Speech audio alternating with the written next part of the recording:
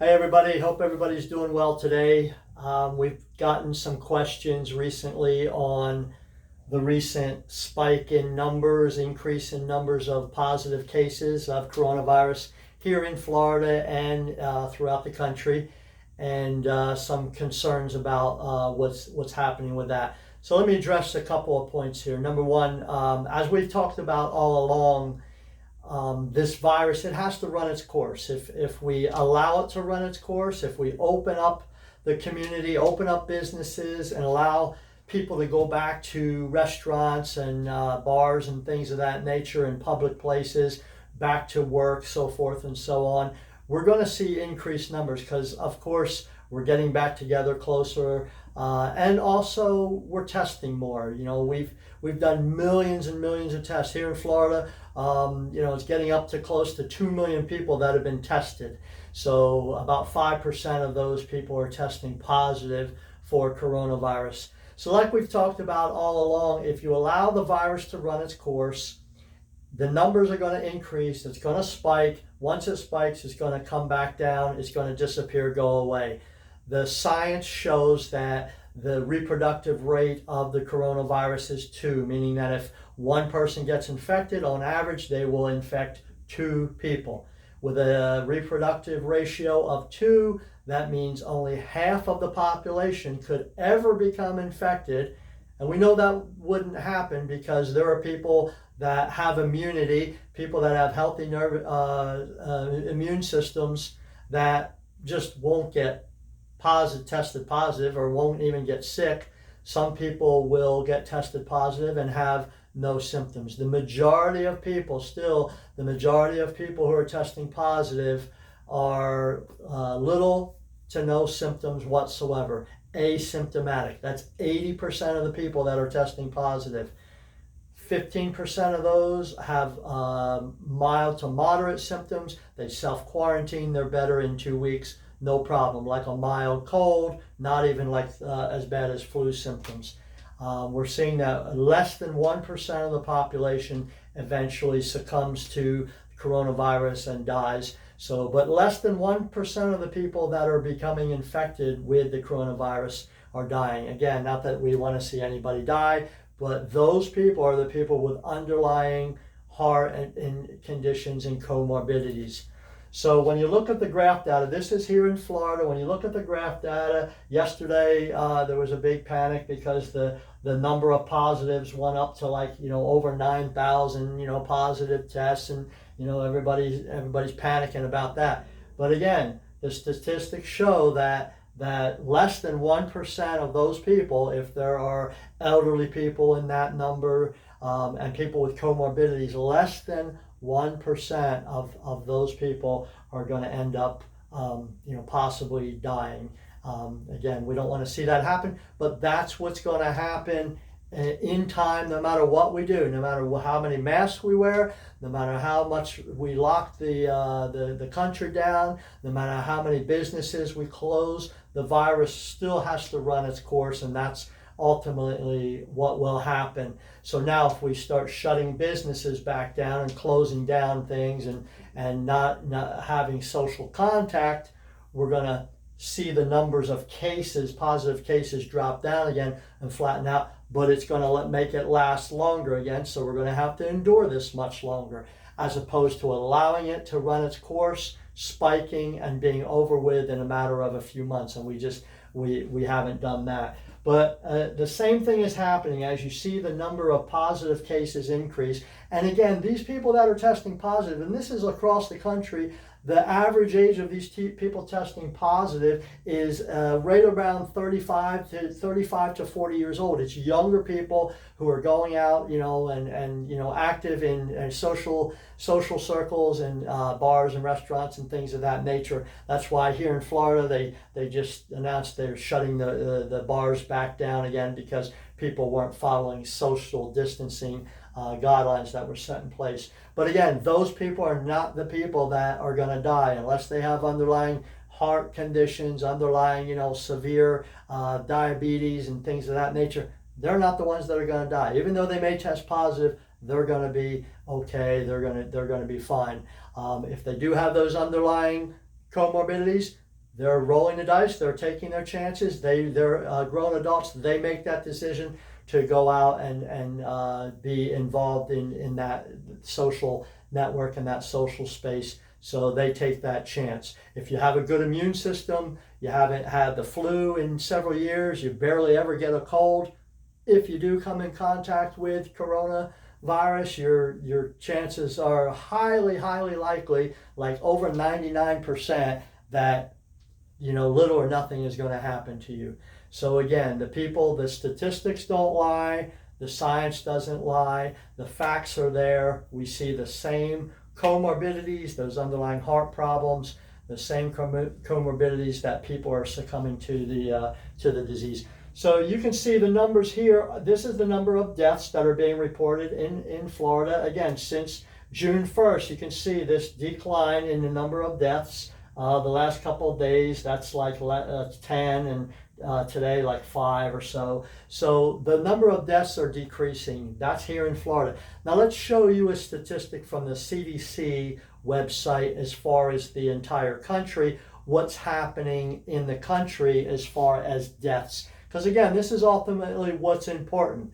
We know the majority, over 99% of people that get coronavirus, over 99% are going to be perfectly fine. They're gonna heal up and be fine, and little or no symptoms, and mild to moderate symptoms, and nothing's going to happen. It's that less than 1%. We're seeing it's closer to like 0.03%. Overall. So when you look at what's happening in the U.S., this is again from the CDC website, and this shows provisional death counts for coronavirus all the way through.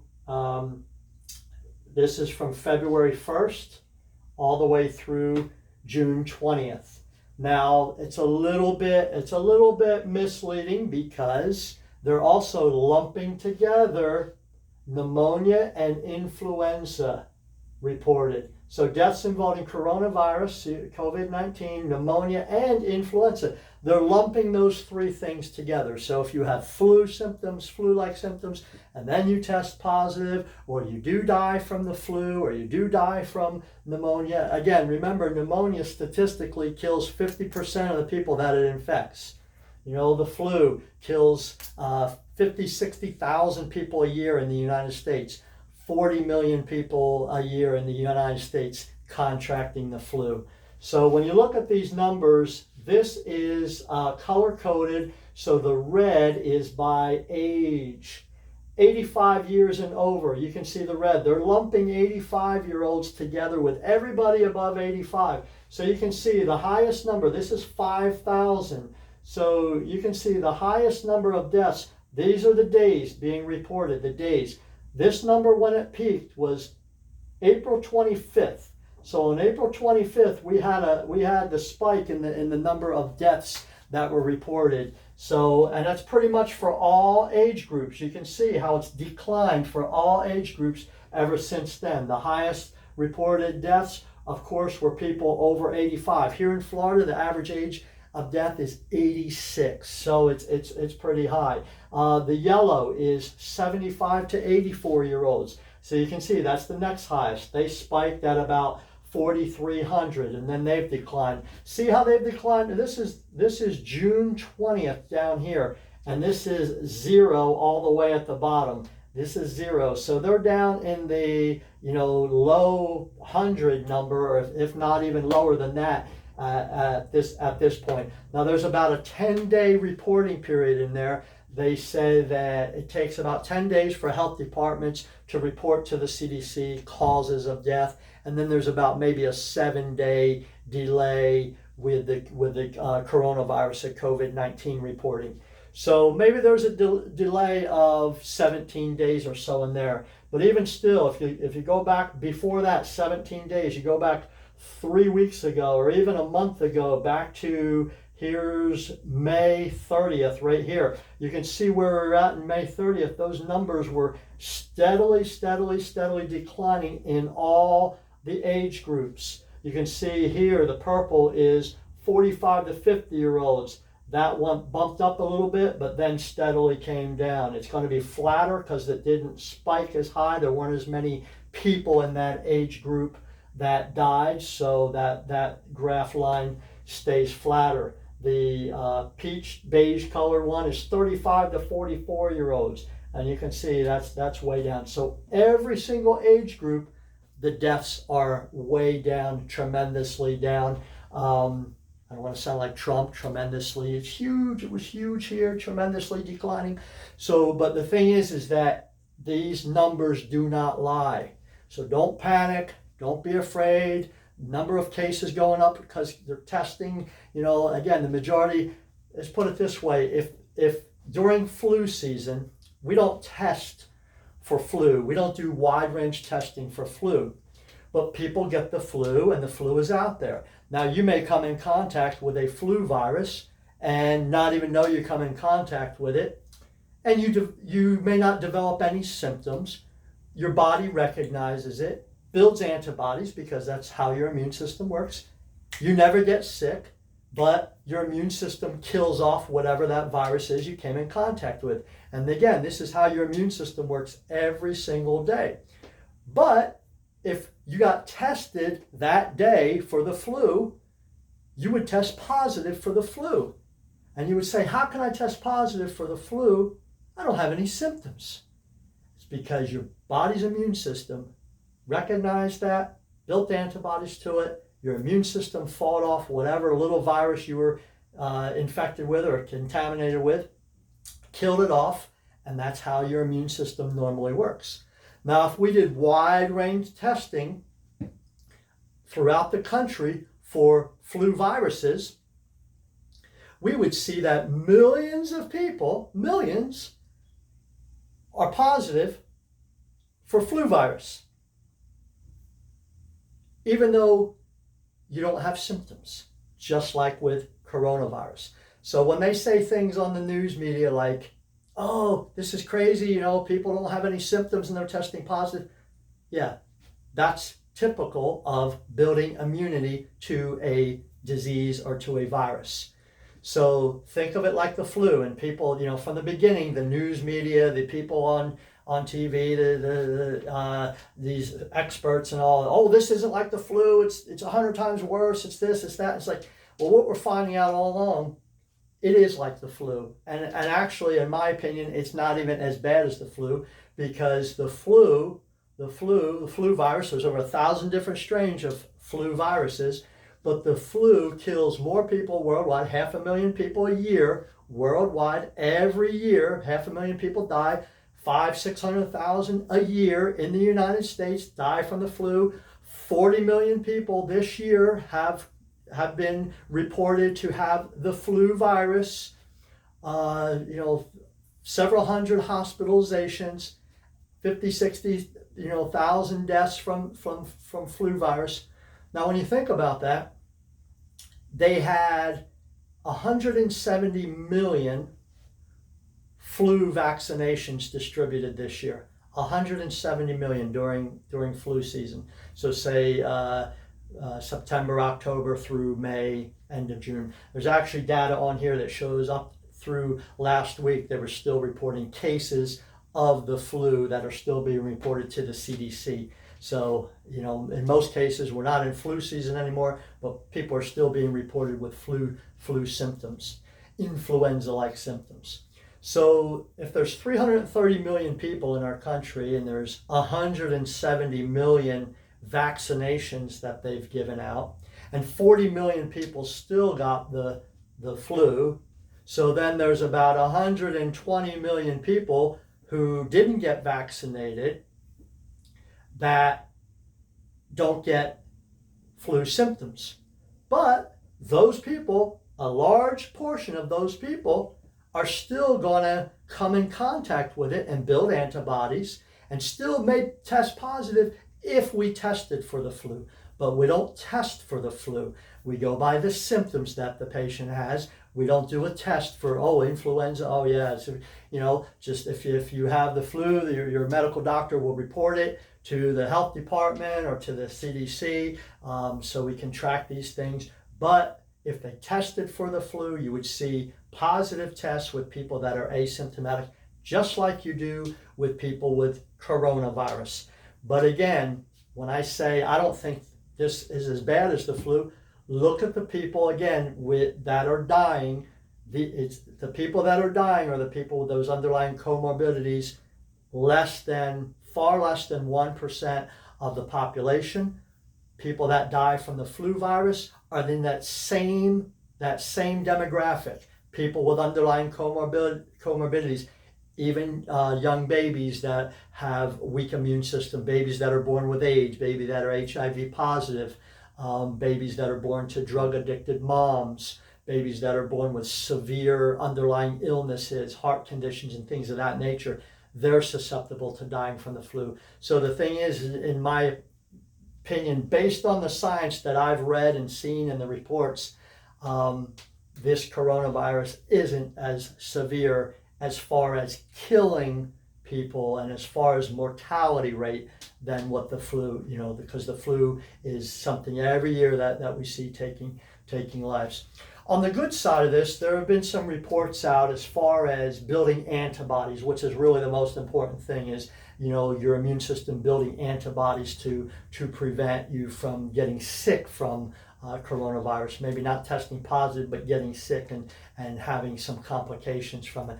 There's some research out there that shows that if you've come in contact with any coronavirus, the antibodies that you develop and that your body produces to fight off any coronavirus appears to also fight off this particular strain, the SARS-CoV-2 strain of coronavirus, COVID-19, whatever you want to call it. So if we've come in contact, which I can pretty much guarantee at one point in time over the last 20 years, you've come in contact with a coronavirus and your body has built immunities to it, and you have some type of immunity there. So if you've built immunity to any type of coronavirus, it appears from the science that I've read that there is help with your immune system against this particular coronavirus.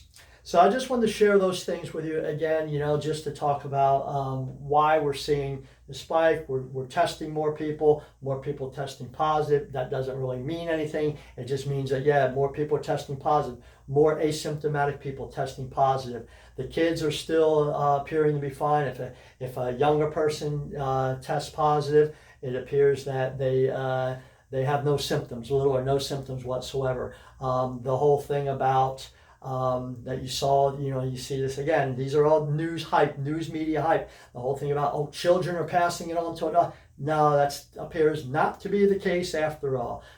Following children around. Look at these daycare centers that have remained open while their parents are working at essential businesses, and there's no outbreak in the daycare centers or outbreaks, where these children are going home to families and to parents and grandparents and relatives and things. So that appears not to be the case. The other thing statistically that you hear from the news media that's absolutely false, you can look at the data on the CDC's website. You can look at the data on the Florida Health Department. I looked at New York State. I looked at New Jersey. As far as races that it's affecting, white people like myself. I don't like being called white. Call me Anglo-Saxon. White is a little offensive to me. So we don't call each other by politically correct names. So, but anyway, on the statistics, white people in some places like Florida, by far 60% of the cases are white. Hispanics are next. Black or African American or whatever you want to be called, those cases are down lower on the percentages in Florida. In the U.S., it's more like 39% white, 38% Hispanic, 25 or 26% in that range, Black or African American. So despite what the news media may be telling you, those are the facts. That's what's happening. It has nothing to do with access to health care or people that are in Medicaid or Medicare, or they have bad health coverage, or they have this or they have that. It has to do with how healthy your body is, how healthy of a lifestyle you're living, how you wash your hands. The next thing that we talk about is, like with the mask, we go out in public, they want you to wear a mask everywhere you go, wear a mask in the store. We've talked about this from day one. Viruses are the smallest biological entities on Earth. You can fit millions of a virus on the head of a pin. That's how small they are. So if you think any kind of mask is going to protect you from a virus, it's just not going to happen. And if you're wearing a mask and you're coughing and sneezing, those things are going to go right through the mask. So it's not wearing a mask that stops the spread of a virus. That's just nonsense. What stops the spread of the virus is a strong immune system, okay? What you do with your hands, it's what you're touching with your hands. I can't remember the last time I was in a store or at the beach, because they want to close down the beaches, or at a bar, and somebody came up and coughed and sneezed on my face, and I had virus on my face. I can't remember the last time that's ever happened. Maybe when I was a kid, you're in school, you're in first grade, kindergarten, and that kid, there's always that kid with a runny nose, and he sneezes and it hits you in the face, But I can maybe count on one hand, the number of times somebody has coughed or sneezed in my face. Now, if they cough or sneeze on my face and there's droplets of their saliva or mucus on my face, now if there's virus in there, which there probably are, some type of viruses, if there's coronavirus in there, now that coronavirus isn't going to crawl from my face into my nostrils and into my nose. It's not going to crawl into my mouth. It has to be transported into my mouth somehow. So the whole thing with masks and preventing spread of diseases and things like that, it's nonsense. You don't spread viruses by spitting, coughing, sneezing, talking, breathing into somebody's face. You spread viruses because you have dirty hands. What you touch, you put your fingers in your nose, in your mouth. Let me calm down a little bit, okay? So, what's on your hands, what you touch. We're becoming more and more aware of this, right? We're becoming a little bit more conscientious of what we touch, doorknobs, money, handrails. How you touch things and what you touch is going to determine what's on your hand. Now, what you do with your hand determines where that germ or pathogen or bug goes. Is it going to go in your nose? Is it going to go in your mouth? Where is it going to go? Or am I going to sanitize, wash my hands, and make sure that I'm putting the limited amount of bacteria, germs, viruses, fungus, yeast, parasites, whatever it may be, into my body. Now, even if I do put those into my body, if I have a good immune system, I'm going to be fine. We talked before about, the kids that eat dirt, and, how many times were we, as kids, playing out in the yard, or playing football or basketball, or, whatever, playing in the dirt, and our hands get dirty, and, we bite our nails or stick our fingers in our mouth or pick our nose or whatever it may be. We're transporting germs into our body, and that's what helps build our immunity. That's what helps keep us healthy. So germs do not make you sick. Let me repeat this. Germs do not make us sick. What makes us sick is an unhealthy body, an unhealthy host, an unhealthy immune system. When you're sick or your immune system is suppressed, you've been working too many hours, not getting enough sleep, not eating properly, not exercising, not getting enough sunshine, enough sunlight. You're sitting inside in front of your computer all day, watching CNN, watching TV, getting this negative stuff fed into you, watching the numbers go up, going on Facebook, talking about how horrible everybody is that's going out there and spreading this virus around. It's a bunch of garbage, a bunch of baloney, a bunch of nonsense, okay? We have to have exposure to germs to keep our bodies healthy. As crazy as it sounds, we have to have exposure to build immunity to viruses and bacteria and germs. So if we lived in a plastic bubble, just like the movie, The Boy in the Plastic Bubble, couldn't go outside. And that's what things are heading towards. Are we going to shut everything down and live inside the rest of our life? We're going to wear masks the rest of our lives? It's just nonsense. It's just, it's nonsense. Now, if I'm at the dentist office and I had my mouth wide open, and he's sitting there working on my teeth, and he's talking to me about the boat that he just bought or his new Ferrari or whatever, and he's spitting into my mouth as he's talking. I want him to wear a mask, right? To prevent the amount of things that he's spitting into my mouth. But in general, I can't remember the last time I was in Publix and somebody coughed or sneezed on me, or I was at the post office and somebody coughed and sneezed in my face. I've been out and about everywhere. I don't see anybody coughing and sneezing. Even the people with masks on, I don't see them coughing. I don't see them sneezing. You know, I see the little old ladies that are wearing the gloves and the masks, and they're touching everything with the gloves. Then they're moving their mask around, touching their face. You wear that mask, you touch your face 100 times more than what you normally do. The average person touches their face 3 to 4 times a minute. That's a few thousand times a day. So what's on your hands is going to get transferred to your face. If you put your fingers in your mouth or in your nose, you're transporting that virus. Viruses don't float through the air by talking, by breathing, okay? They have to be transported from your body into your body parts. So that's pretty much what I wanted to cover. I probably got off on a little bit of a tangent today. I got a little heated up, man, and I got to go home and take a shower. So anyway, this information is to help keep you guys healthy, keep you guys informed.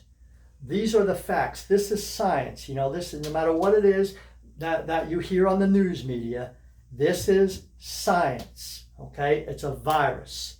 It's not floating around in the air. I heard somebody say, again, they were some medical professional somewhere recently just said, you know, about shutting everything down because we have to put an end to this because we have the right as Americans to breathe clean air. Breathe clean air, like viruses spreading out in the air. You know, we're just breathing in virus. You know, and it's just like, you know, it's just nonsense. Again, some of these people with medical degrees, I don't know where they went to school or what state they got their license in, you know, but, you know, it's questionable, you know, what kind of degree, maybe some kind of mail order college. So anyway, that's what we wanted to share for tonight. I know I went a little bit longer. I apologize for that, but I think, you know, we got a lot of good information out there for you just to think about. Again, what's most important with these numbers, not necessarily the number of cases, because that's not increasing the number of deaths. You know, they came out with something the other day where they talked about here in Florida, they're going to start testing workers in long-term care facilities, in nursing homes. And I'm thinking to myself, why didn't they start doing this 2 months ago?